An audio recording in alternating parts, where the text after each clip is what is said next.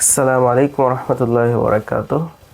রমজান মাসে কিংবা রমজানের বাহিরে অন্য কোনো মাসে সিয়ামরত অবস্থায় কোনো ব্যক্তি যদি সিয়ামের কথা ভুলে গিয়ে কোনো কিছু খেয়ে ফেলে অথবা পান করে, সেক্ষেত্রে সেই ব্যক্তির সিয়াম ভঙ্গ হবে না, সে ব্যক্তির সিয়াম পূর্ণ করবে, তার কাজাও আদায় করতে হবে না, তাকে কাফারাও দিতে হবে না।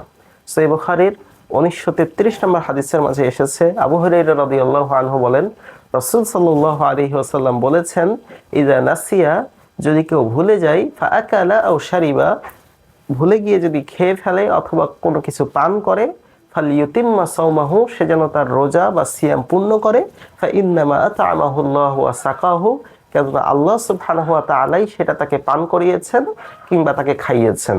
এজন্য সিয়ামরত অবস্থায় ভুলে গিয়ে কোনো কিছু খেয়ে ফেললে তার জন্য কাজা কিংবা কাফারা কোনোটাই আদায় করার প্রয়োজন নেই। ইমাম হাকিম রাহিমাহুল্লাহ একটি হাদিস এনেছেন এবং এই হাদিসকে তিনি সহিহ বলেছেন।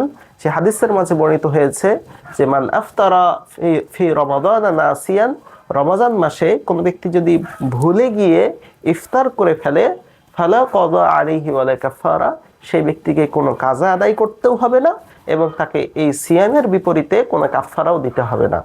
এই জন্য ভুলে গিয়ে কোনো কিছু করে ফেললে সেক্ষেত্রে সে ব্যক্তিকে আল্লাহ সুবহানাহু ওয়া তাআলার পক্ষ থেকে সেটা খাওয়ানো হয় কিংবা পান করানো হয়।